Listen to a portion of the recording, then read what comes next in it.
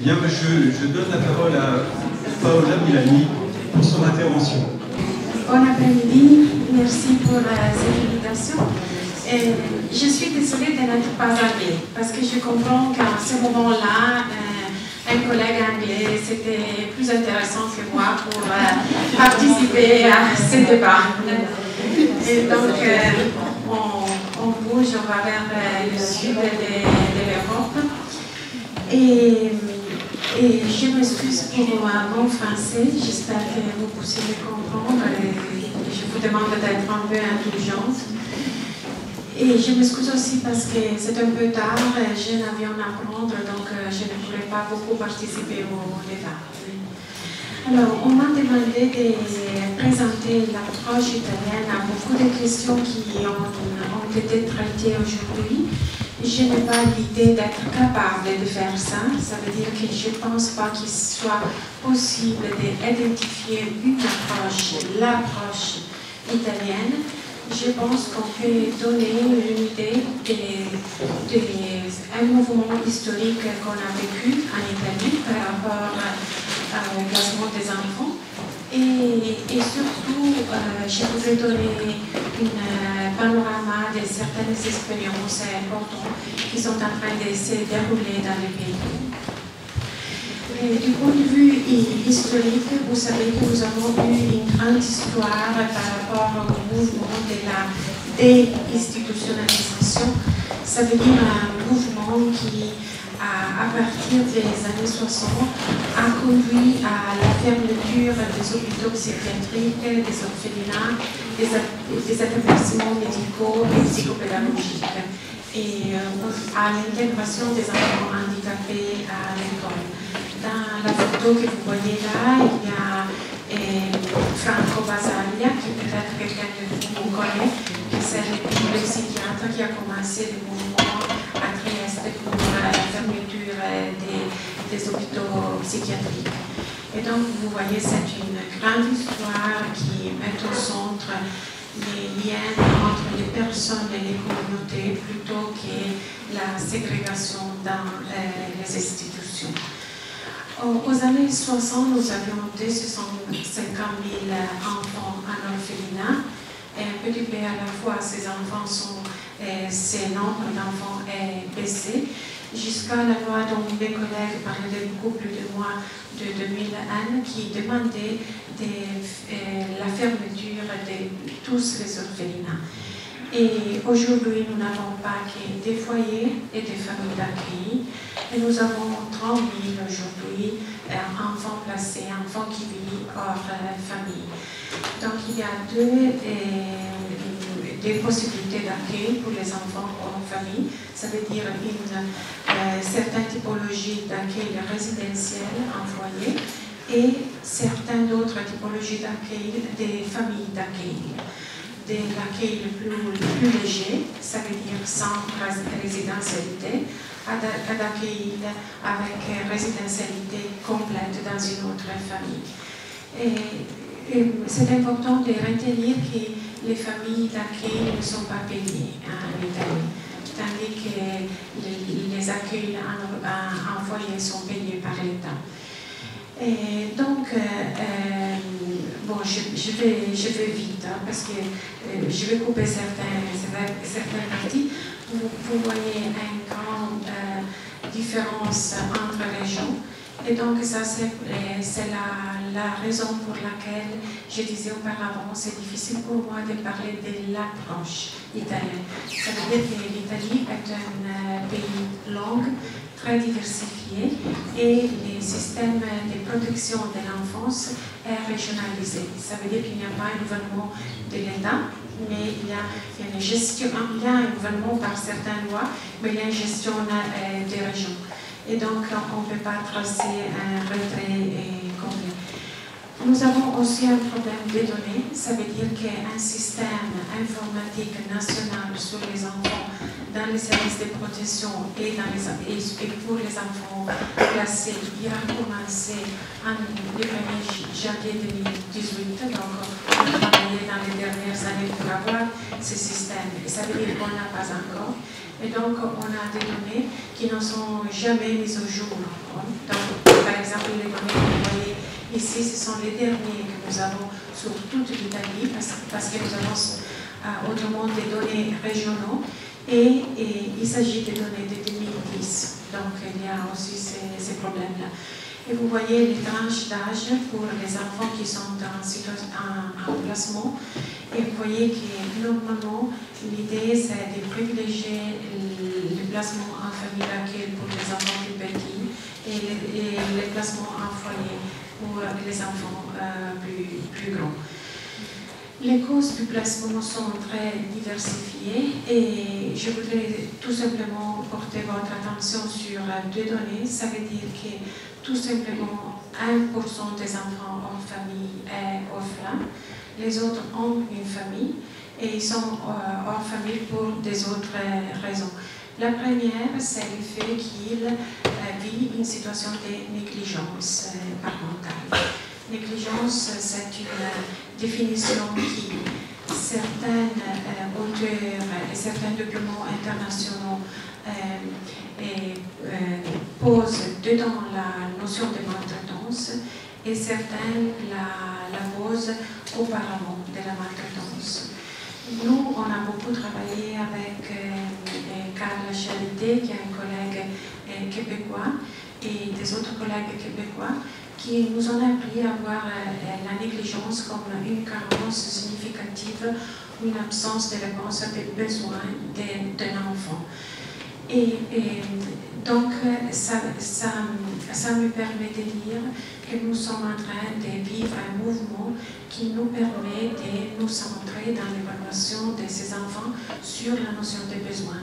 Et c'est un peu ce que vous venez de vivre avec la nouvelle loi de 2016, mars 2016. Cet mouvement-là, c'est important parce qu'il nous permet d'envisager plus les besoins de l'enfant que l'incapacité des parents.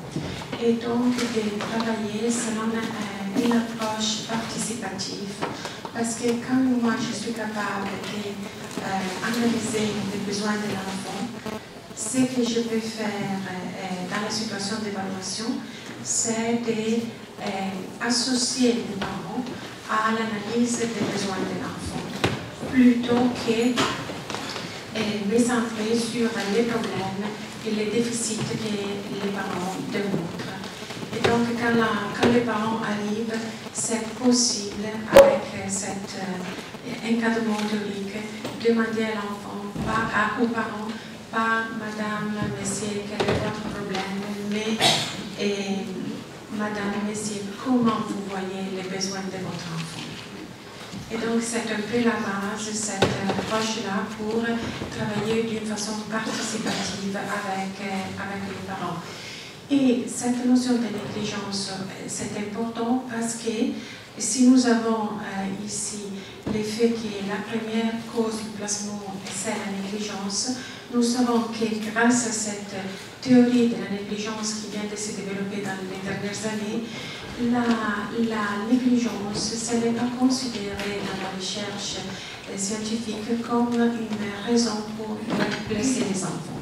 Parce que si la négligence est une carence des parents et des systèmes sociaux dans lesquels les parents vivent pour soigner les besoins de l'enfant, la question, ce n'est pas exproprier les parents de leur capacité parentale, parce que ça serait augmenter les problèmes que nous allons résoudre, mais la question, c'est comment aider les parents à apprendre à donner de meilleures réponses aux besoins de leurs enfants.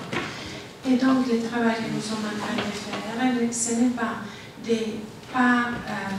pas placer les enfants hors famille, ce n'est pas une idéologie par rapport à ça, parce que vous avez vu les données, on n'a pas beaucoup d'enfants hors famille maintenant en Italie, mais les problèmes que nous sommes en train de vivre en ce moment-là, c'est d'apprendre à mettre en place des interventions appropriées par rapport aux besoins des enfants et de leur famille, soit que les enfants restent avec les parents, soit que les enfants viennent passer au dehors.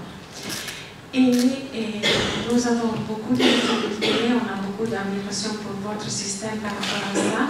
Nous avons beaucoup de difficultés à avoir une loi générale de la protection de l'enfance, mais nous avons des mesures de soft law que le ministère du Travail et des Politiques sociales vient de faire dans les dernières années.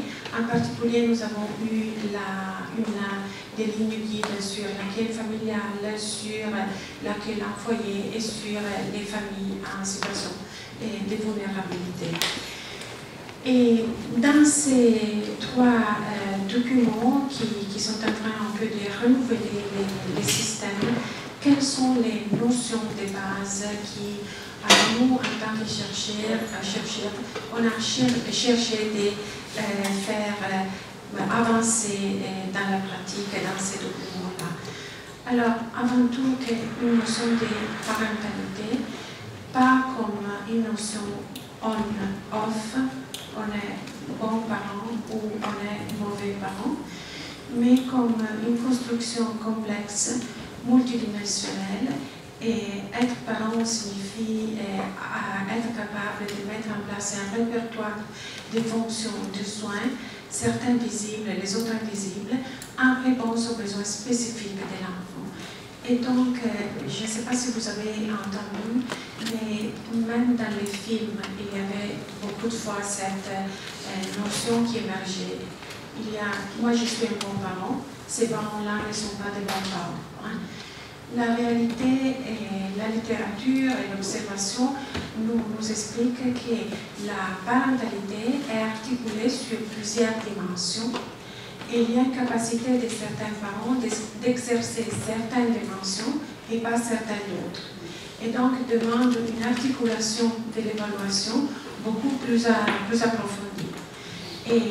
Et donc une idée aussi culturelle, parce qu'évidemment la fonction d'exercer la parentalité dépend des cultures dans lesquelles on vit, et dynamique.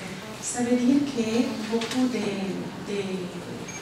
recherches, surtout les recherches qui ont développé l'approche écologique du développement humain, démontrent que la parentalité est dans un rapport d'interdépendance avec l'environnement social. Et donc, à partir des supports et des facteurs protecteurs qu'il y a dans l'environnement, on peut exercer de façon différente la parentalité. Et donc, une idée écologique qui est expliquée évidemment par Bronfenbrenner, qui nous aide à comprendre que pour analyser les besoins de l'enfant, on a besoin de comprendre le monde de l'enfant. Ça veut dire toutes les relations dans lesquelles l'enfant est intégré. Et moi, j'espère que vous pouvez me comprendre bien. Je fais référence à un modèle anglais que nous avons adapté au contexte italien. Et je suis un peu désolée qu'il n'y ait pas de collègues anglais, que je suis sûre, on a beaucoup travaillé avec des collègues anglais qui sont en train de travailler d'une autre façon par rapport à celle que nous venons de voir. Et ce modèle s'appelle Assessment Framework. Ça veut dire, les Anglais apprennent à de l'enfant que vous avez vu dans les films, le premier enfant qui est mort en Angleterre à cause de maltraitance des parents. Les Anglais ont essayé de mettre à disposition des services sociaux de l'aide de la protection de l'enfance un framework, un cadre qui peut permettre d'avoir une vision partagée de quelles sont les dimensions à évaluer dans les situations de protection. Alors, arrêtez là un petit moment, mais c'est tout simplement pour dire que pour comprendre un enfant, nous avons besoin de regarder quoi? Les besoins de l'enfant, et vous voyez la côté gauche, les besoins de l'enfant, la façon dans laquelle les parents répondent aux besoins de l'enfant, dans l'environnement, la base du triangle, dans lequel les parents et l'enfant vivent. Alors, si vous regardez un petit peu cette framework-là, vous pouvez constater que ce que nous sommes en train de dire, c'est qu'on ne peut pas évaluer les compétences des parents par rapport à un modèle abstrait des bons parents, mais on doit évaluer les compétences des parents à partir des besoins de l'enfant, donc d'une façon située, et des conditions qui sont présentes dans l'environnement là. Et donc, qu'est-ce que ça veut dire? Ça veut dire que nous, en tant que service, en tant que juge, en tant que système de protection, on est dans la base du triangle. On est dans les micro-dimensions qui constituent les facteurs de l'environnement. Et quand nous sommes en train d'évaluer un parent avec son enfant, ça veut dire que nous sommes en train d'évaluer aussi nous-mêmes notre capacité de mettre à disposition de l'enfant et des parents des soutiens qui puissent améliorer la réponse des parents aux besoins de l'enfant. Et j'y reviens un petit peu là-dessus. Ça veut dire que notre notion de parentalité change notre notion de protection de l'enfance, qui n'est pas plus centrée sur les mandats de protection de l'enfance, mais sur les mandats de protection des liens de l'enfant et de son monde de relation. Change notre notion de placement. Ça veut dire que le placement n'est pas un point d'arrivée, mais c'est un point de départ de construction d'un projet avec une famille. Ce n'est pas un bout, mais c'est un moyen pour travailler avec une famille. Et ça dépend aussi de notre notion de la réunification familiale. Je m'arrête un tout petit moment, tout simplement pour vous dire que nous avons beaucoup appris de ces collègues de Boston College, de l'école de Social Work de Boston College, qui ont beaucoup travaillé cette notion de réunification familiale. Parce que chez nous en Italie, il y a quelques années, il y avait l'idée que la réunification familiale, c'était les jours dans lesquels l'enfant, après son période dans une famille d'accueil ou dans un foyer, pouvait rentrer chez soi et recommencer une relation avec ses parents. Cette notion de réunification familiale, au contraire, nous parle de la réunification pas comme un événement, mais comme un processus. Un processus planifié, ça veut dire qui demande un travail, qui n'arrive pas magiquement à la fin d'une période de l'enfant hors famille. Un processus planifié qui procède par niveau et stade, qui prévoit les retours en famille, qui diffère de la réunification qui est plutôt un événement, et qui se réalise grâce à un ensemble intégré d'actions avec l'enfant et sa famille. Cette conception de réunification familiale favorise les droits de grandir dans la famille, ce qui signifie avant tout de nourrir les sentiments d'appartenance, la continuité des liens et de favoriser la stabilité du placement. Alors, je vais essayer d'expliquer qu'est-ce qu'on entend ici. On entend que chaque enfant, quand on décide de placer un enfant hors famille, on doit contextuellement décider quel niveau de réunification dans cette phase est possible pour cet enfant-là. Alors peut-être qu'un enfant commence son période hors famille avec un niveau de réunification 0. Ça veut dire qu'il n'y a pas possibilité de contact avec la famille. Mais les projets que les intervenants peuvent construire avec la famille, peut-être qui amènent l'enfant à arriver à niveau 1 dans 6 mois, dans 8 mois. Ça veut dire qu'on peut commencer à avoir des contacts. Et dans la mesure dans laquelle nous construisons ces projets avec la famille, nous donnons la possibilité aux parents d'apprendre et d'améliorer la situation qui a conduit au placement.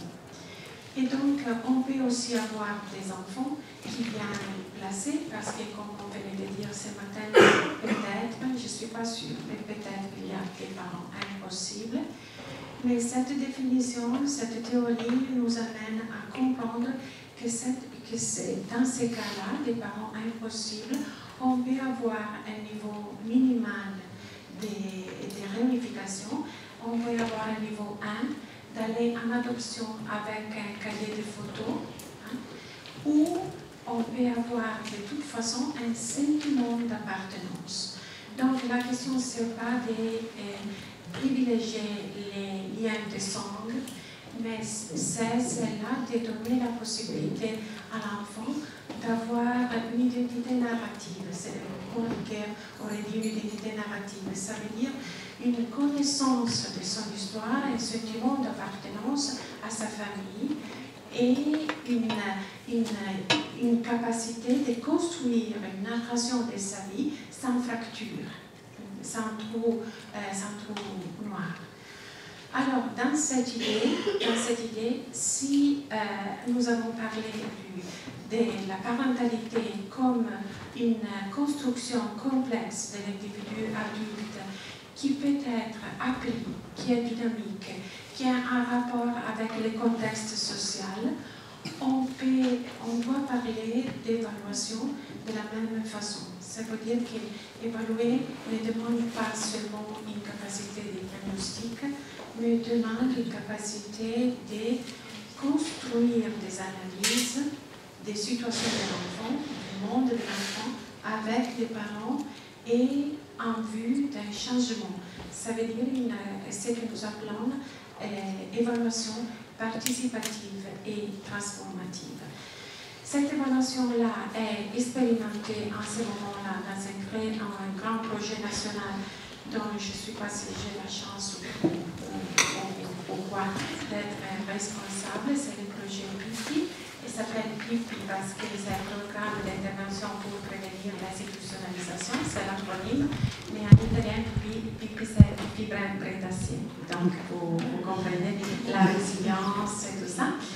Et nous avons commencé en 2011 avec 10 en vinyle et l'instrument à Palerme, et maintenant nous sommes ici. Et 2000 familles qui expérimentent en 19 régions sûrement en Italie. Alors, très vite, excusez-moi, qu'est-ce que ça veut dire l'évaluation participative et transformative que nous sommes en train d'expérimenter dans cette grande implantation nationale? Alors, nous avons ça à un moment dans lequel on construit un laboratoire avec les parents. C'est un laboratoire du réel, comme vient de nous expliquer. Il y a 3 éléments qui caractérisent ces laboratoires, ce travail dans ces laboratoires. Le premier, c'est le focus sur une articulation entre assessment, ça veut dire l'analyse répétée des besoins et des ressources de l'enfant. Nous, on a choisi en Italie de ne pas parler d'évaluation. L'évaluation, c'est pour tout l'ensemble du processus, mais par rapport à l'assessment du début, on parle d'analyse. Analyse et donc l'articulation entre analyse et projet. Pourquoi? Parce qu'on a fait des recherches et on a vu que nous, on était vraiment très bien organisés dans les services sociaux à faire des évaluations des parents. On faisait des dossiers comme ça sur l'évaluation des parents en disant au juge tout ce qui ne marche pas avec ces parents-là. Mais quand on allait regarder comment l'enfant va, ça veut dire quels sont les besoins, très peu. Et quand on va regarder quel projet, les projets c'était tout pareil. Alors là, on s'est beaucoup interrogé sur cette contrainte entre beaucoup de travail sur l'évaluation et pas de travail sur les projets. Et alors, l'idée, c'est peut-être ce que les statuts nous peuvent donner. Quand un sculpteur grec dans la Grèce classique faisait une statue, il avait l'idée de pouvoir faire est-ce qu'on dit un portrait, excusez-moi, un portrait d'une personne réelle, donc semblable à la personne réelle, mais en même temps de la personne idéale. Ça veut dire que dans le même instant, il y avait la réalité de la personne, son histoire, son présent, ce que la personne est, mais son futur. C'est l'idée de ce que la personne peut devenir. Alors ici, il y a une question qu'aujourd'hui on n'a pas le temps de discuter, mais je pense que c'est à la base de toutes les interrogations que nous venons de faire aujourd'hui. Ça veut dire, quelle anthropologie, quelle idée des personnes. Et je pense que vous comprenez, et que vous pouvez comprendre que par rapport à ce que je suis en train de dire, il y a une idée, une vision de l'être humain. C'est une vision de l'être humain comme projet à construire. L'être humain comme constitutivement ouvert au changement. C'est une idée qui nous vient de la philosophie, mais beaucoup de philosophie, mais aujourd'hui, cette idée, comme Madame la psychiatre qui a parlé ce matin, elle nous a expliqué, est une idée qui est confirmée par beaucoup de recherches neuroscientifiques, qui nous explique que même le cerveau est plastique et c'est construit par rapport à l'environnement. Et donc, si nous avons cette idée-là, c'est évident que dans les moments dans lesquels on fait l'analyse, on ne fait pas l'analyse pour faire une photo. On fait une analyse pour concevoir un projet de changement. Et donc, les noyaux, c'est d'évaluer pas les parents, les compétences parentales, mais la réponse des parents aux besoins des enfants dans le sens que nous pouvons accompagner les parents dans l'action. Et quand nous allons dans l'action, nous faisons encore un travail de collecte des informations qui nous permet de compléter notre analyse. Et quand nous avons complété notre analyse avec les parents qui sont assis avec nous autour de la table, on a déjà permis aux parents d'assumer une posture réflexive par rapport au soi-même. Et donc l'analyse, c'est déjà une partie de l'action. Et quand on va dans l'action, on collecte des informations sur comment les parents changent par rapport au projet que nous avons bâti avec eux, et nous pouvons après décider quoi faire. Je ne sais pas si j'arrive à m'expliquer. Mais les besoins non accomplis par rapport à un enfant n'est pas tout simplement un problème des parents. C'est une responsabilité pour nous pour comprendre comment transformer ces besoins non accomplis dans un but, dans un objectif, dans un travail à faire avec ces parents-là. Évidemment, ces laboratoires, cette idée pour être travaillée, demande une collaboration interprofessionnelle et interorganisationnelle. Ça veut dire demande d'être capable de travailler entre social et santé, école, justice. Et par rapport à ça, je suis contente que mon temps est terminé parce que nous, on a énormément de difficultés. Il y a des questions, des commentaires. Oui, parce qu'elle doit partir prendre son avion dans quelques minutes. Donc, si vous voulez, là.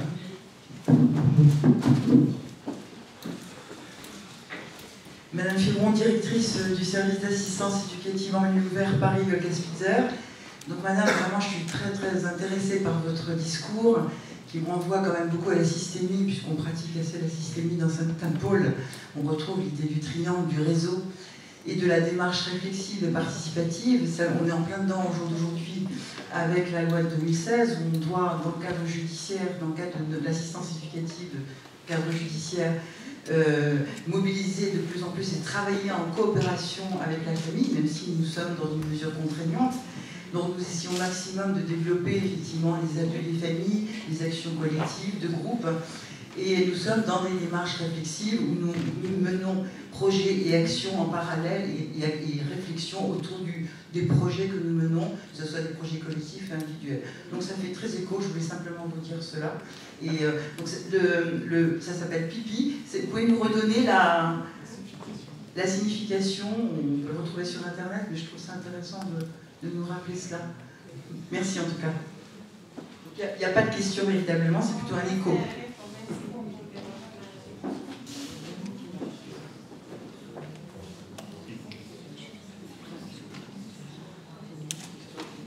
Moi,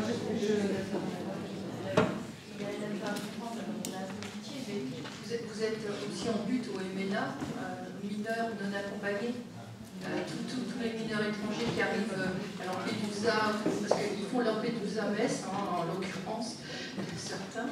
Donc, est-ce que les mineurs isolés comme ça qui arrivent sans parents sur le territoire italien posent problème actuellement? Est-ce qu'ils font partie des études qui sont faites au même titre que les enfants italiens dans la protection de l'enfance, sans empiéter sur votre temps? Merci.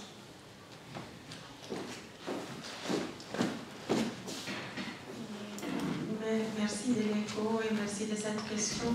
Et par rapport, alors, le programme PIPI est développé à partir de 2011 et la cible, ce sont les enfants de 0 à 11 ans. Donc, on n'a pas des enfants non accompagnés dans ces programmes-là. Et donc, je ne suis pas vraiment capable de vous répondre parce que je ne connais pas tellement bien l'autre réalité. Est-ce que peut-être mes collègues pourraient dire qu'il y a une loi qui vient d'être approuvée par rapport à ça, mes collègues viennent de parler. Et je sais par rapport qu'on est en train beaucoup de chercher, de faire de l'accueil homoculturel avec ces enfants-là. Ça veut dire qu'on a vu que l'accueil en foyer a beaucoup de problèmes. On cherche d'activer les réseaux des familles de la même ethnie et de faire des accueils familiales dans ces réseaux-là. La direction un peu, c'est celle-là. Oui.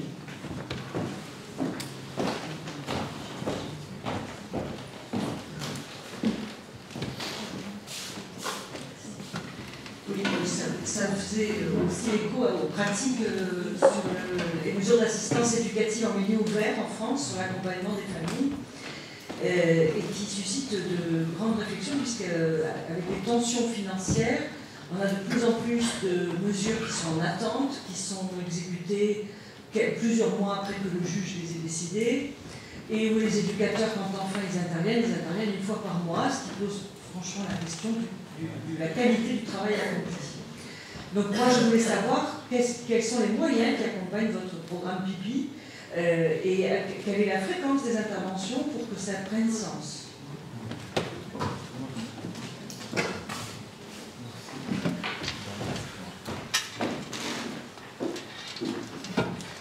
Oui, merci beaucoup de cette question qui me donne la possibilité d'expliquer un petit peu. Mais alors, les défis, c'est de mettre en place un programme d'intervention intensive pour ces parents dans le cadre de la négligence. Parce que la littérature nous explique que placer les enfants des enfants négligents ne donne pas de grands résultats et faire comme nous faisons souvent, de les laisser à la maison avec des interventions faibles qui vont durer très très longtemps, également ne donnent pas de grands résultats.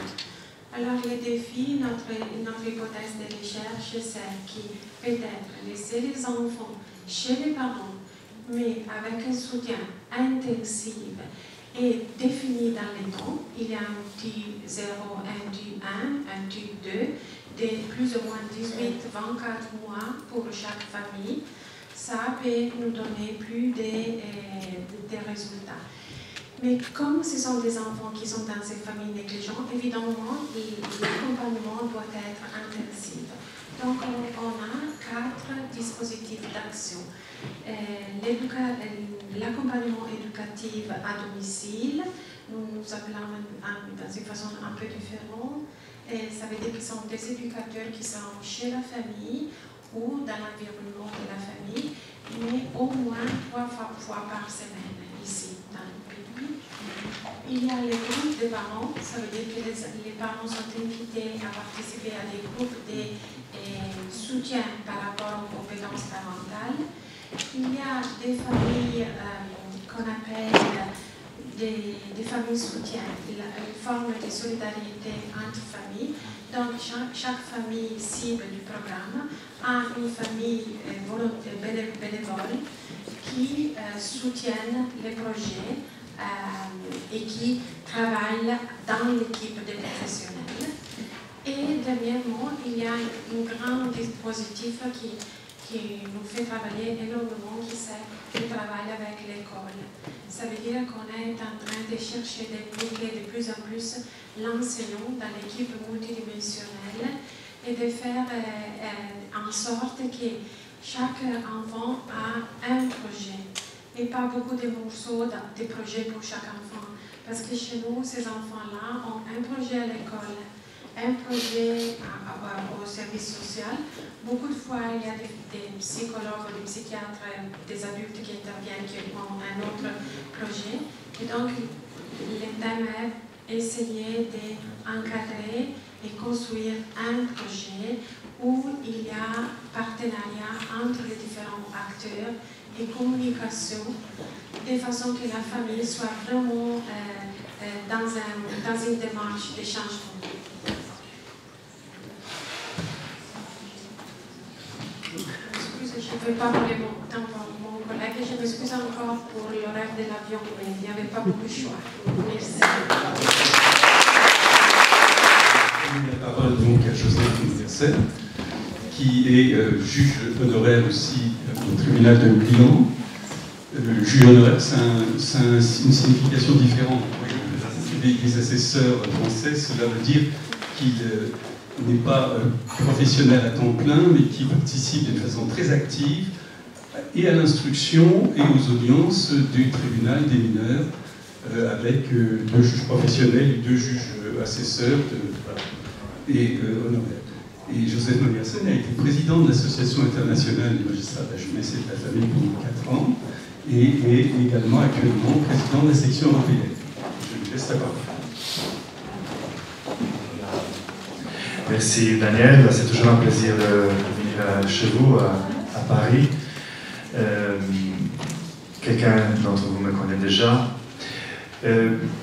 J'ai beaucoup de choses à dire. En fait, j'avais préparé un texte, mais je crois que je vais aussi un peu reviser selon les changements qu'on a fait pour des questions logistiques. Et je trouve que ça a été quand même très bien d'avoir déjà l'approche plutôt sociale, psychosociale, pédagogique des interventions dans les situations en particulier négligence des parents, qui sont très intéressants et qui touchent ce que nous appelons aussi des actions de prévention. Parce qu'en Italie, on travaille beaucoup, et surtout on voudrait travailler encore plus sur la prévention, c'est-à-dire avant que la situation précipite et on arrive à l'application des interventions selon l'article 403 du Code civil, dont je vais parler tout de suite, qui est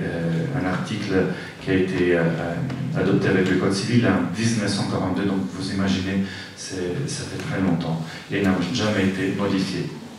Mais avant cela, je voudrais quand même donner un petit panorama sur le système italien, du point de vue de la justice des mineurs et de la famille. Il y a 29 tribunaux pour mineurs, j'ai traduit littéralement, tribunale per i minorenni, et c'est des tribunaux qui ont une compétence, comme chez vous, objet aussi de modification possible chez vous, double compétence, civile, pénale. Moi je dirais triple parce qu'il y a aussi toute la thématique de l'adoption de façon très différente de ce qu'on a vu en Angleterre, heureusement. La compétence du point de vue géographique, c'est de cours d'appel, donc des districtuels, on dit en italien. Il y en a 29 dans tout le pays. Et à côté des tribunaux pour mineurs, il y a le tribunal ordinaire qui a 2 section de compétences et aussi section à son intérieur, surtout dans les tribunaux plus grands, comme par exemple celui de Milan. Dans les petits tribunaux, il n'y a pas de possibilité de spécialisation. Une question que je vais aborder après pour le futur, vu les réformes en cours en Italie. Les thématiques, les matières dont s'occupe le tribunal ordinaire, c'est d'une part séparation divorce, je pense un peu comme chez vous, hein, et d'autre part la tutelle. Hein. Par exemple, pour les ménards, vous avez parlé des ménards étrangers non accompagnés, c'est le juge de tutelle qui nomme un tuteur. Normalement, il nomme comme tuteur le service social, le maire qui délègue le directeur des services sociaux, qui délègue l'assistance sociale. En fait, ça c'est la procédure proprement dite.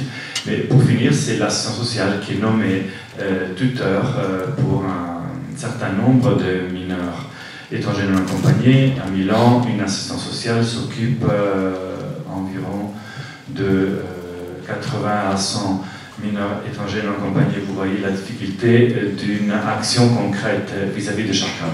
C'est pour ça que la loi dont quelqu'un, je crois que Milani a parlé tout à l'heure, qui vient d'être adoptée en Italie, la loi numéro 47 de 2017, qui est une loi qui s'appelle loi sur les mineurs étrangers non accompagnés, prévoit l'institution, la création, la constitution d'une liste de tuteurs bénévoles, volontaires. C'est des, comment vous les appelez peut-être ici, administrateurs ad hoc, ou c'est des sujets, des personnes physiques qui donnent leur disponibilité pour suivre le dossier du mineur étranger non accompagné en tant que tuteur. Évidemment, il y a tout un travail à faire, c'est tout nouveau. Il y a une formation qui va être mise en place sur tout le territoire, qui est très différent, comme on l'a vu pour d'autres questions, en Italie. Et après, une liste va se créer dans tous les 29 tribunaux pour mineurs, qui permettra d'atteindre, pour avoir non plus des assistants sociaux qui s'occupent d'un nombre très élevé de mineurs étrangers non accompagnés, mais plusieurs administrateurs ad hoc qui s'occuperont d'un nombre plus restreint de mineurs étrangers non accompagnés. Il y a toutes des ressources qui vont être mises en place, c'est des projets qui vont impliquer aussi les mairies, qui ont évidemment quelques petites ressources financières à utiliser. Mais je voudrais quand même toucher la question de le placement en famille homoculturelle, parce que c'est vrai qu'en Italie, il y a 2 villes, Modena et Parma, qui ont développé depuis déjà 15 ans cette typologie de placement. Et pour les mineurs étrangers non accompagnés, à un certain moment-là, ils étaient, je crois, le 90% de mineurs étrangers non accompagnés présents dans ces villes, placés en famille de la même ethnie de l'enfant. C'est pour ça qu'on parle de placement familial homoculturel. Évidemment, c'était possible car il y avait certaines ethnies présentes sur le territoire de ces villes, Parma et Modena. Mais ça a une double fonction. D'une part, ça permet de maintenir le lien avec les traditions, la culture d'origine et la langue, évidemment. Et d'autre part, ça permet de donner l'élan et la possibilité d'avancer, terminer les études, même dans le 2e niveau de ces enfants, car c'est des familles quand même qui ont des possibilités financières pour faire atteindre aussi l'université à ces jeunes. Et évidemment, l'âge de ces jeunes, c'est normalement entre 14 et 18, mais je vous assure, on a des cas aussi de 8, 10 et 11 ans qui arrivent seuls sur le territoire italien, soit parce que les parents sont décédés pendant le voyage, on parle des familles, des enfants qui viennent par exemple de l'Afrique sud-saharienne, ou bien de Bangladesh, Pakistan, Afghanistan, et soit parce que les parents sont morts pendant la traversée de la mer. Je crois que vous savez très bien ce qui se passe en Italie. C'est une situation assez difficile, surtout parce que Les prévisions, vu les caractéristiques des pays sous-sahariens, de la zone sous-saharienne, vont comporter un nombre majeur de déplacements de ces gens. Et donc, les chiffres qu'on atteint jusqu'à présent vont évidemment doubler, sinon pas plus. Je retourne sur le sujet. Donc, le tribunal pour mineurs décide toujours de manière collégiale. Ça veut dire à 4, 2 juges professionnels, magistrats de carrière, et 2 juges honoraires, qui sont des magistrats nommés par le Conseil supérieur de la magistrature sur sélection pour des mandats de 3 ans. Moi, j'ai exercé cette fonction pendant 15 ans. Maintenant, je vais m'occuper d'autre chose parce que j'irai à la commission d'option internationale, donc on pourrait éviter ce qui se passe en Angleterre, à Rome.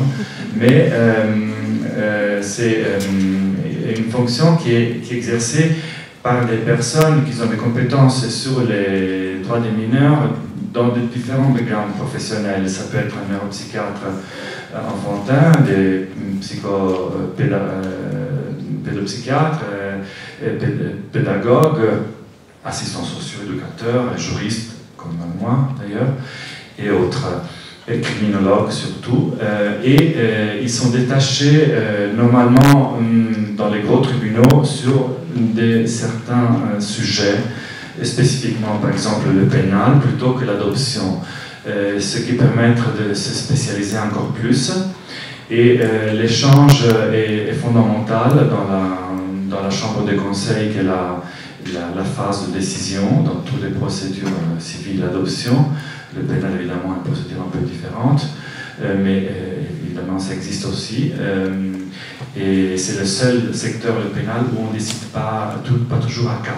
Je ne rentre pas dans les détails, mais civil et adoption, toujours à 4.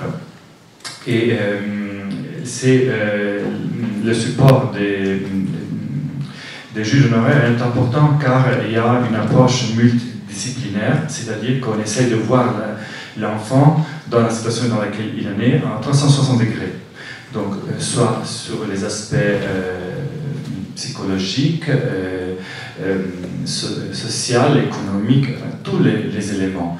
Et la lecture des relations, surtout psychiatriques, avoir des psychiatres ou psychiatres enfantins dans le collège de décision sont importants lorsqu'on a des expertises pour évaluer les capacités parentales ou autres, pour aller lire entre les lignes. Souvent, les relations ne sont pas très lisibles, surtout pour les juristes de formation. Ça, donc, en gros, le fonctionnement. Évidemment, dans le sujet d'aujourd'hui, la première question qui tourne, c'est le placement de l'enfant en foyer d'accueil, ce qu'on appelle comunità. Comme vous avez vu par les slides avant, on n'a plus les institutions orphelinaires qui existaient avant, depuis déjà quelques années. La loi a finalement recalibré les structures résidentielles en petites structures dans lesquelles logent maximum 10 enfants. Donc il peut y avoir évidemment plus modules, mais maximum 10. Soit des maisons familiales, casa famiglia, dans laquelle les enfants sont 2-3, avec un rapport avec les éducateurs comme des parents, un jeune homme, une jeune femme, qui essaie de faire qui couvre évidemment toute la journée et nuit. Évidemment, le placement de l'enfant en foyer d'accueil en Italie est une mesure qui est de protection à la fois sociale et juridique, qui tourne autour du concept de la situation d'abandon matériel ou moral. L'article 403 du Code civil de 1942, comme je dis, n'a pas jamais été modifié, prévoit lorsque le mineur, l'enfant, est matériellement, nous on dit toujours mineur, je suis désolé, c'est un terme juridique chez nous, comme chez vous c'est enfant, chez nous c'est mineur. Lorsque l'enfant est matériellement ou moralement abandonné ou est élevé dans des endroits insalubres ou dangereux, ou par des personnes incapables de lui fournir l'éducation pour négligence, immoralité, ignorance ou pour d'autres raisons, l'autorité publique, à travers les institutions de protection de l'enfance, le place dans un lieu sûr jusqu'à lorsque on puisse décider de manière définitive à sa protection. Évidemment, il ne s'agit pas d'un acte juridictionnel, hein. Il s'agit d'un acte administratif de l'autorité publique, justifié lorsqu'il faut intervenir en urgence. Donc, ce n'est pas dans tous les cas qu'on a vu là, c'est vraiment dans les cas graves, hein, danger grave. Dans la nécessité de remédier à une situation d'abandon matériel ou moral de l'enfant existante déjà. C'est un acte qui nécessite, pour ces fins de protection, ne nécessite pas de raison articulée. Ça, c'est aussi important. La jurisprudence nous a aidés là-dessus, mais certainement l'indication de la présence d'une situation de souffrance et de préjugés de l'enfant. Évidemment, par autorité publique, on entend l'autorité administrative. Normalement, c'est le maire chargé de cet acte. Mais évidemment, à travers ceux qui exécutent l'acte, ce sera sûrement les forces de police et les services sociaux. Et pour ça, dans l'autorité administrative, il faut considérer tous ceux qui ont le statut d'officier public, qui sont chargés d'un service public ou qui exercent un service de nécessité publique, ou qui ont généralement l'obligation de signaler une situation d'enfant abandonné au ministère public auprès du tribunal pour mineurs. Pourquoi? Parce qu'effectivement, après, cette décision momentanée de l'autorité administrative doit être, si on veut, ratifiée ou non, modifiée par l'autorité judiciaire, évidemment. Il n'y a pas de délai, ça c'est un problème. La loi ne prévoit pas un délai dans lequel le tribunal pour mineurs doit s'exprimer. Mais la doctrine et la jurisprudence sont arrivées à dire que la décision devrait être prise par l'autorité judiciaire dans les 15 jours. Et ne se limiterait pas, ça c'est important, seulement à confirmer ou non le placement décidé par l'autorité administrative. Mais elle sera focalisée sur toute la protection globale de l'enfant. Évidemment, il y a deux cas limites. Le ministère public peut considérer l'intervention de l'autorité publique illégitime et donc disposer de conséquences de retour de l'enfant chez ses parents ou ceux qui exercent l'autorité parentale. Et le deuxième cas, c'est le placement de l'enfant en foyer d'accueil avec un des parents, généralement la mère, quand il y a des situations de violence intrafamiliale, par exemple le père qui a une attitude violente vis-à-vis de la mère, ou bien aussi de l'enfant. Et dans ce cas de violence et de maltraitance subie par l'autre parent, l'enfant n'est pas abandonné, évidemment, car il est accompagné d'un parent, et donc la décision de placement sera prise hors de l'article 403 à travers d'autres instruments. Encore une fois, il faut distinguer si le placement est utilisé pour soustraire l'enfant et la mère à des comportements de violence et ou de maltraitance, et il semble néanmoins anticiper une situation d'abandon moral ou une situation couverte, dans ce cas, par l'article 403 du Code civil. La preuve est donnée évidemment par le fait que le placement enfant-mère est la seule mesure, au moins du point de vue théorique, adaptée à protéger et sécuriser l'enfant et comporte en même temps une limitation de l'autorité parentale de l'autre parent. Évidemment, les termes que j'utilise sont des termes qui sont traduits de l'italien, donc il faut voir s'ils sont toujours calibrés sur les termes que vous avez déjà. À partir de ce matin, j'ai changé quelques termes à utiliser. Évidemment, comme j'ai dit tout à l'heure, le ministère public doit être saisi rapidement par le maire sur cette décision administrative. Et dans ce cas, il ouvre le dossier auprès du tribunal pour mineurs. Parce qu'il faut le dire, le ministère public, en Italie, on a un ministère public spécialisé, c'est-à-dire un parquet auprès du tribunal pour mineurs, qui est un parquet pour mineurs, avec la police judiciaire pour mineurs. Donc, ils sont tous spécialisés. Et c'est pour cette raison que le ministère public, que la loi reconnaît au ministère public une légitimation extraordinaire à l'exercice d'actions civiles, en particulier pour ce qui concerne les actions en matière familiale et en matière d'état et capacité des personnes, pour ses compétences à veiller à la protection des droits des personnes incapables. Ça, c'est le texte originaire de loi sur laquelle, 1941, on a après élargi cette idée et cette fonction. Donc le ministère public peut ouvrir un dossier en protection des droits autrui pour des personnes âgées de moins de 10 ans. Deux sont les cas, l'initiative concernant les procédures de contrôle de l'autorité parentale et les procédures d'adoptabilité. Alors, pour retourner au placement, évidemment, là, je vais expliquer en gros ce qui est l'intervention en urgence par un acte administratif.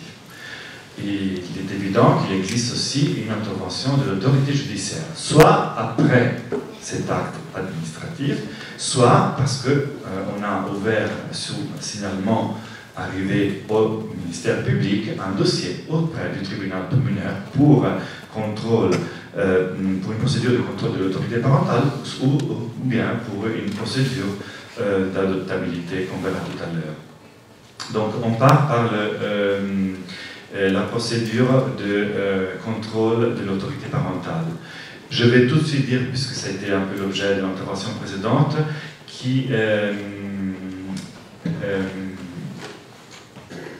il faut impliquer la famille d'origine dans la phase de l'évaluation et de détection, la phase de détecter quel est le projet que les services sociaux vont proposer au tribunal pour le futur. C'est très important parce qu'on essaye de plus en plus d'impliquer les parents de l'enfant, même dans la situation dans laquelle on envisage, sans évidemment leur consensus, sinon on n'aurait pas besoin d'impliquer l'autorité judiciaire, d'un placement dans une famille d'accueil, donc le placement familial. De plus en plus, ça veut dire que c'est très aussi compliqué, parce que ce n'est pas toujours facile et possible. Mais l'idée, comme dans le projet PIPI que vous avez vu tout à l'heure, c'est d'impliquer les parents même dans cette phase. Hein. Alors, l'implication des parents est fondamentale. Je m'excuse parce que j'ai un peu sauté. Je voulais parler justement de l'implication des parents. Voilà, l'intervention des familles. Les services sociaux en Italie fonctionnent auprès des municipalités. Hein. Ce sont des services sociaux liés au territoire, aux villes, à part le pénal, qui sont des services sociaux qui travaillent au niveau ministériel. Et donc, c'est toute une autre structure des services et qui s'occupe seulement des mineurs en conflit avec la loi, des mineurs auteurs de crimes d'infraction pénale, privés délits. Donc, les services sociaux municipaux s'occupent normalement du civil. La loi 149 de 2001, citée tout à l'heure, qui s'appelle « Droit de l'enfant à une famille », ont obligé les services sociaux à en premier lieu soutenir ou essayer de soutenir avec des interventions d'assistance appropriée. Vous avez vu les 4 cas, hein. Par exemple le groupe parental, plutôt que l'ADM, c'est l'administrateur à domicile, l'éducateur à domicile, pardon. Aider le plus possible avec des interventions d'assistance appropriée la famille d'origine. La famille en danger, afin de prévenir l'abandon et permettre aux enfants d'être élevés au sein de la famille d'origine. Il s'agit donc d'une intervention, qui doivent être mises en œuvre par les opérateurs des services sociaux, indépendamment d'un mandat à cet effet par l'autorité judiciaire.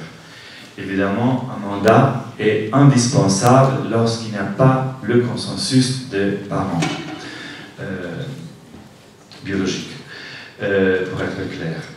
Dans la phase d'instruction, le juge des mineurs demande aux services sociaux une enquête psychosociale en collaboration étroite avec, et voilà le travail un peu systématique en réseau, avec les services spécialisés du territoire sur l'enfant et la famille, même élargi.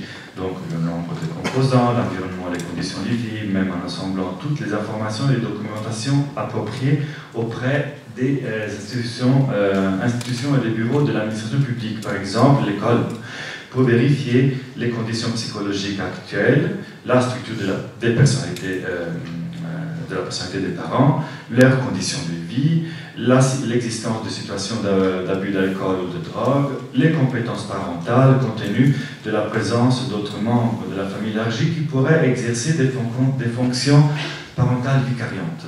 Je ne sais pas si c'est un terme correct, hein, je sais. Vicariant. Identifier et activer sans délai les interventions de soutien considérées les plus appropriées vis-à-vis des problèmes détectés et observés et proposer, compte tenu des résultats des interventions activées au tribunal, des interventions pour lui permettre d'adopter des décisions les plus appropriées. Évidemment, c'est un processus qui n'est pas court, parce que si les services sociaux doivent répondre à toutes ces questions, ça c'est vraiment... J'ai repris la requête des juges du tribunal pour mineurs de Milan aux services sociaux. En gros. Non. C'est-à-dire qu'il doit répondre le plus tôt possible. On peut donner un délai de 2 mois, 3 mois, mais je vous assure que souvent, ils ont besoin un peu plus de temps. Et alors, si on donne un délai, ils écrivent « Désolé, mais on pourra présenter notre rapport, notre relation dans le double du temps, etc. » Et donc, on prend note. Parce qu'après, c'est important de convoquer les parents et aussi discuter avec les parents ce qui est ressorti de la relation.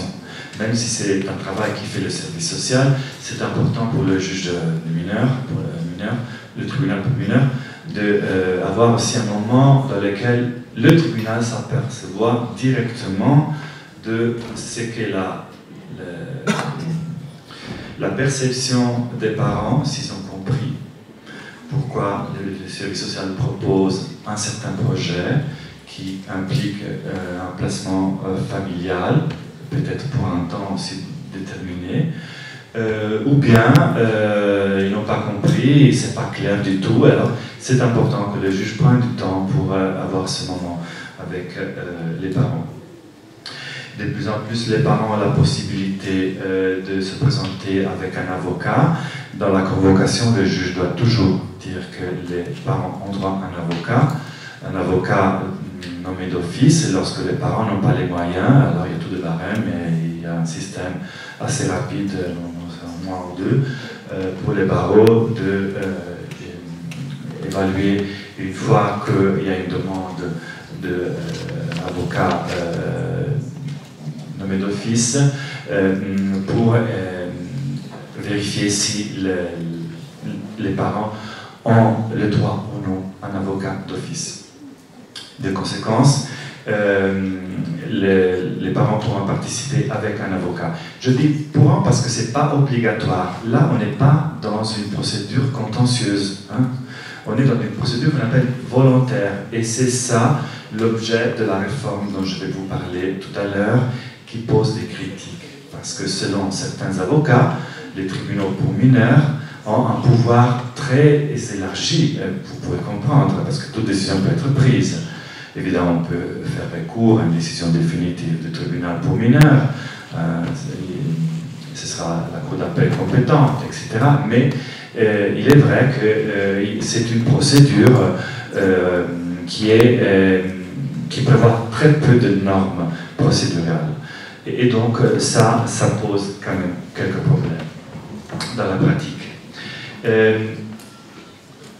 À côté du placement, comme je vous ai dit, ça peut être un foyer ou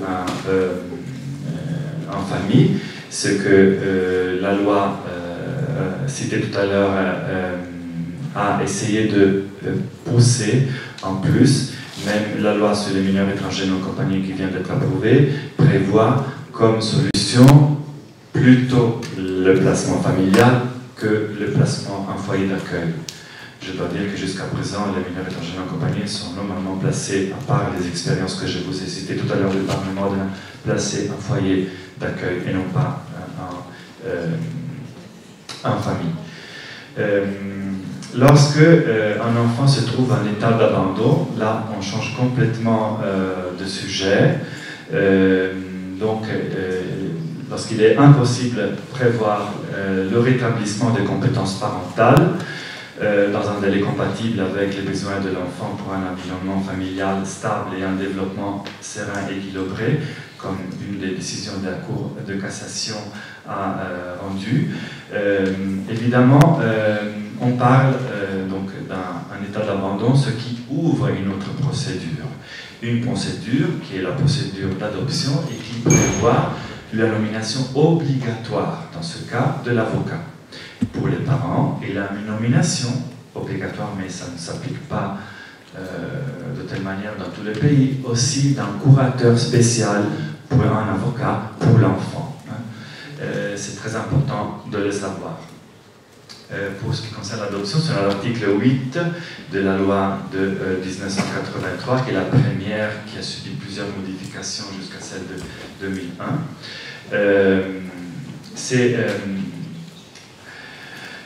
Sont déclarés un état d'adoptabilité par le tribunal pour mineurs du district où les mineurs se trouvent, les enfants, pardon, les enfants dont on a constaté l'état d'abandon, car sans assistance morale et matérielle de la part des parents ou des autres membres de la famille qui sont obligés à s'en occuper, pourvu que l'absence d'assistance n'est pas due à des raisons de force majeure de caractère transitoire. Évidemment, c'est un concept assez flou, c'est pour ça que la jurisprudence a beaucoup travaillé là-dessus. Je vous ai cité une décision de la Cour de cassation qui concernait l'état d'abandon, mais on en a d'autres. Par exemple, la Cour de cassation a affirmé que la présence de relations significatives avec l'enfant, accompagnées de relations psychologiques et affectives qui caractérisent normalement une si proche parenté, par un parent, dans le cas c'était une grand-mère, comme figure substitutive de la mère, constitue la base juridique pour exercer et pour exclure l'état d'abandon. Et par conséquent, la déclaration d'adoptabilité. Donc il faut aussi tenir compte du contexte familial, non pas seulement des parents, dans le sens strict du terme, mais aussi de la famille élargie qui vit évidemment en contact étroit avec l'enfant. Sur le sujet de la déclaration d'état d'adoptabilité de l'enfant, dans le but de connaître l'état d'abandon, la disponibilité déclarée, mon italien ressort de temps en temps, la disponibilité déclarée d'un des membres de la famille élargie, dans ce cas des grands-parents, pour prendre soin de l'enfant n'est pas suffisante en soi à exclure la dite situation, devant la même être appuyée par des preuves objectives qui la rendent crédible. Des preuves objectives. On n'est pas dans des soupçons comme on a vu dans l'Angleterre, en Italie, on regarde l'état des lieux, ce qui s'est passé vraiment, l'état d'abandon, qui s'est passé dans le cas concret à cet enfant-là, et donc on n'évalue pas simplement les soupçons et les dangers abstraits. L'état d'adoptabilité d'un enfant peut être déclaré même lorsque l'état d'abandon est déterminé par un trouble de comportement grave et non transitoire, qui rend le parent, même si inspiré par des sentiments d'amour profonds et sincères, inapte à assumer et à maintenir la pleine conscience de ses propres responsabilités envers l'enfant. Ça, c'est une décision de la Cour de cassation dont évidemment on tient compte quand on a des cas qui semblent similaires. L'adoption devient pleinement la mesure juridique pour répondre aux droits de l'enfant quand il a été constaté son état d'abandon, d'avoir une nouvelle famille qui lui garantit tout ce qui est nécessaire pour le bon développement et par conséquent avec la suppression définitive de la logique de satisfaction des seuls besoins des adultes. Les modifications ultérieures qui sont déroulées entre-temps en Italie représentent l'effort du législateur d'adapter d'une part les règles de notre système juridique en convention internationale, mais aussi d'autre part l'instrument de l'adoption à l'évolution sociale et culturelle interne à notre pays, sans subir le danger que la reconnaissance des intérêts de la famille d'origine et du futur parent adoptif ait lieu avec un détriment partiel de ceux de l'enfant. Évidemment, après, vous laissez mon texte qui va au-delà, en détail, de la procédure d'adoption, comment est-ce que fonctionne, mais surtout en rappelant qu'il s'agit d'une procédure contentieuse qui prévoit une participation active des parents biologiques dans cette phase de pré-déclaratoire de l'adoption. l'adoption définitive. Je voulais quand même retourner sur une question que je n'ai pas citée, la Cour européenne des droits de l'homme, je cité tout à l'heure parce que je suis fort, comment dirais-je, conscient de l'importance de la Cour européenne. Il y a eu un cas, le cas Zou contre l'Italie, dans lequel l'Italie a été condamnée, évidemment ce n'est pas le seul cas, il y en a plusieurs, parce que la mère, dans ce cas, dans un enfant déclaré en état d'abandon, donc qui a été adopté à la suite, n'avait pas été évaluée dans cette situation-là la possibilité de maintenir un lien avec l'enfant, même en situation d'état d'abandon déclaré et de déclaration d'adoptabilité. Parce que la Cour européenne a utilisé un terme qui n'est pas prévu par la loi en Italie, mais dans la pratique, de l'adoption mitigée ou l'adoption légère. C'est-à-dire la possibilité, dans certains cas, c'est une expérience qui a été beaucoup développée au Pouille. Pourquoi? Parce qu'au Pouille, il y avait un grand nombre d'enfants institutionnalisés. Donc il fallait trouver des solutions qui tiennent compte de la situation particulière de cette région. Et ils ont développé par l'expérience du tribunal pour mineurs de Bari, donc du Pouille, cette adoption mitigée ou légère dans laquelle il y a un maintien de contact des parents, des deux parents selon les situations, avec l'enfant, même en cas d'adoption et de... Est-ce que vous avez plusieurs formes d'adoption comme en France? Mais ou justement, il y a une forme d'adoption légitime, pleine, je dirais, et cette forme d'adoption mitigée, qui n'est pas, comme je vous ai dit, ça ressort de la pratique, en utilisant l'escamotage d'un article sur les adoptions en cas particulier, mais qui n'est pas, comment dirais-je, prévu de manière formelle par la loi. Et donc, elle est appliquée par certains tribunaux, pas par tous. Dans ce cas, la Cour européenne, dans le cas Zou, de cette chinoise, il a justement condamné l'Italie parce qu'elle n'avait pas appliqué l'adoption mitigée pour permettre de maintenir les liens avec cette mère biologique qui avait quand même quelques possibilités, quelques capacités à mettre en jeu, comme les relations après ont pu démontrer vis-à-vis du recours qui a été discuté et décidé par la Cour européenne. J'aurais, je crois, conclu pour le temps, parce que j'ai dépassé le temps limite.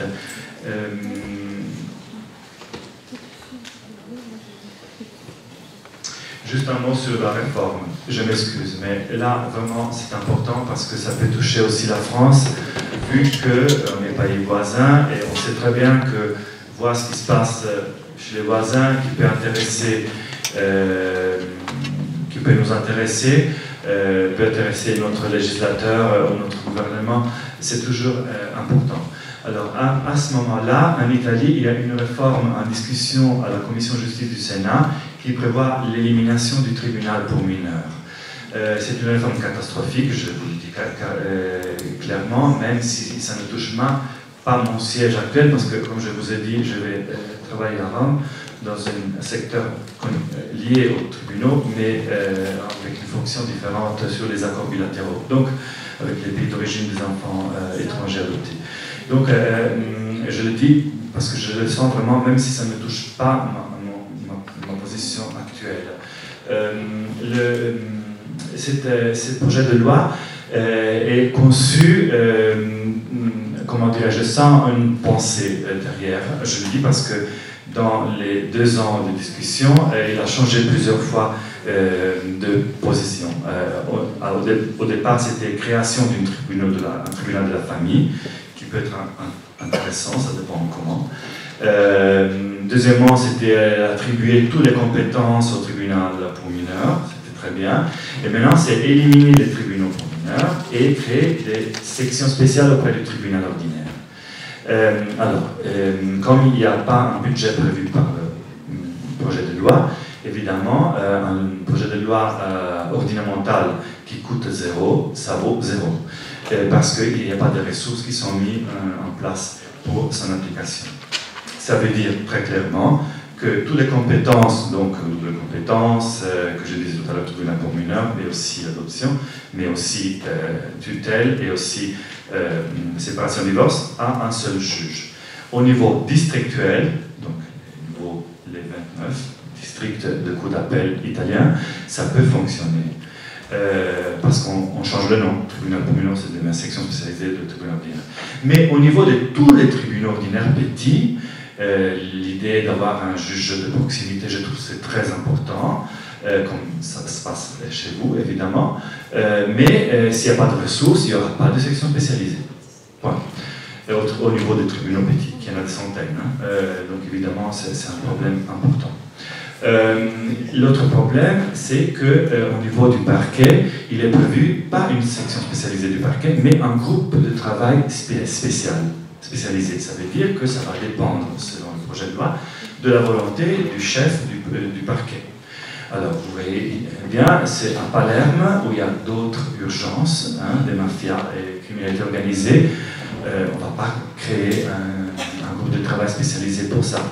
Pour les questions mineures famille, parce qu'il y a d'autres priorités. Ça va dépendre de la volonté du chef du parquet. Et donc, là aussi, il y a le danger qu'il n'y aura pas de groupe de travail spécialisé au niveau du parquet. Et cette réforme voit la contrariété de tous les magistrats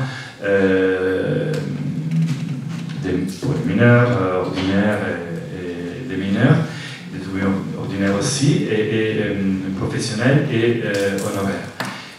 Des opérateurs des services psychosociaux, éducateurs, assistants sociaux, psychologues, tout le monde, sauf de certains avocats, mais on a bien compris, les avocats qui aimeraient cette réforme, ce sont les avocats qui s'occupent des séparations de divorce, donc il y a une approche plutôt de défense des parents. Et qui peut être compréhensible, parce que j'ai démarré en disant on a une procédure civile au tribunal pour mineurs qui est très faible, qui ne prévoit même pas de délai dans lesquels on doit ratifier ou non la décision en urgence prise par le maire sur une situation, comme je vous ai dit, en urgence d'abandon matériel ou moral et le placement d'enfants au foyer. Et donc, évidemment, ça me semble un peu, comment dire, paradoxal, comme on parle de l'Italie comme une situation de spécialisation, d'excellence surtout dans le pénal des mineurs. Vous avez même eu un projet de loi en France qui reprenait la mise à l'épreuve italienne de la justice des mineurs italiens, proposée par Christine Taubira, et qui n'a pas abouti pour les raisons que vous savez mieux que moi.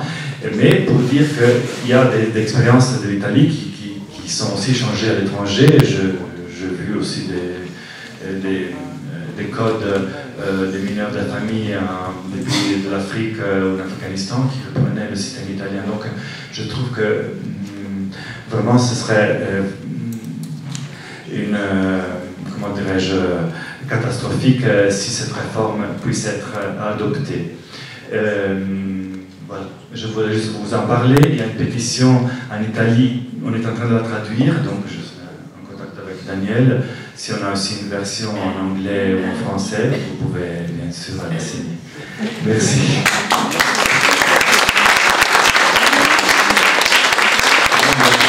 Merci Joseph de toutes ces explications, et notamment de ce projet en cours là, qui inquiète, je crois, les juristes et les juges italiens, et qui, comme il dit, peuvent avoir justement une influence, notamment chez nous, comme dans d'autres pays européens. J'aimerais tout de même que tu donnes une précision. Je me souviens, il y a quelques années, étant en Italie, j'avais remarqué justement une campagne d'affiches qui mettait en cause justement les tribunaux, en disant les tribunaux sont des voleurs d'enfants, un petit peu ce qu'on a vu tout à l'heure en Angleterre, dans la mesure où effectivement, comme l'a dit Joseph, les juges des mineurs ont une triple compétence civile, pénale, et également de tutelle et donc de prononcer les adoptions. C'est-à-dire qu'ils peuvent, contrairement à ce qui se passe en France, ils ont aussi cette compétence. Et comment articuler justement à la fois cette compétence de protection de l'enfant dans sa famille, de garder des liens précisément, de restaurer des liens qui pourraient être abîmés par le comportement des parents, et lorsqu'il y a un placement, et lorsque ce placement perdure, comment passer justement de cette notion de restauration des liens, de l'attachement avec les parents, à une notion justement qui irait vers cette adoption, en tout cas, prononcer cet abandon, l'état d'abandon de l'enfant qui ouvre la voie à la procédure d'adoption. Comment cela s'articule-t-il? Y a-t-il eu une évolution justement par rapport à ce qu'on le voyait il y a quelques années? Oui, très rapidement, par rapport à quand Daniela est venue en Italie, évidemment il y a eu une évolution, c'est-à-dire que ces campagnes, il faut le préciser, c'était surtout des associations de pères, de familles qui se voyaient la difficulté de voir les enfants en cas de séparation conflictuelle. Et surtout quand les enfants sont très petits, le juge évalue surtout, si c'est le cas, le placement de l'enfant auprès de la mère, pour des raisons que vous comprenez très très bien, l'âge 0,2, donc bas âge. C'est vrai que la loi a changé depuis lors, parce qu'il y a eu une réforme sur ces aspects de séparation-divorce avec le placement partagé. Je crois que c'est la résidence partagée ou alternée, mais la garde alternée, mais dans le sens qu'ils sont impliqués les deux parents de la même manière. Évidemment, c'est pas toujours le cas, mais ça a permis d'avoir une approche un peu différente du juge ordinaire, parce que je vous rappelle que séparation-divorce, c'est pas le tribunal pour enfants qui s'en occupe, de changer un peu l'approche. Surtout pour les juges qui étaient nommés récemment et donc qui n'avaient pas beaucoup d'expérience dans ce typologie d'intervention. Et donc, je trouve que la situation est changée. L'autre aspect, c'est que normalement, dans les gros tribunaux pour mineurs, ce n'est pas toujours le même juge qui s'occupe des différents dossiers qui concernent le même mineur. Ce n'est pas comme en Belgique, jusqu'avant la réforme actuelle, où c'était le même juge qui s'occupait du suivi pénal d'adoption en cas du même mineur qui grandissait dans des situations différentes, donc il passait de l'adoption à des interventions de protection jusqu'à la jeunesse délinquante, donc des mesures éducatives dans le pénal. Et donc, ça permet aussi de prendre un peu plus de recul et de favoriser cette fonction du juge tiers, qui est fortement soutenue par les dernières réformes en Italie à partir de l'année 2000. Donc, la réforme citée tout à l'heure par la Milani. Et donc, non plus un juge administrateur, mais un juge tiers. Et pour cette raison, surtout quand on passe d'un cas de civil à un cas d'adoption, d'une ouverture d'évaluation pré-adoptive, c'est mieux si c'est un autre juge qui est assigné au dossier. Évidemment, en tout cas, la décision est toujours collégiale, je vous rappelle, donc avec un échange multidisciplinaire. J'essaie de répondre plus rapidement que je peux. Bien. Je laisse la parole si dans la salle il y a une intervention, une question, assez rapidement parce que nous débordons un peu de l'horaire prévu. Non, pas de questions spéciales. Bon, ça permet de remercier Joseph de son intervention.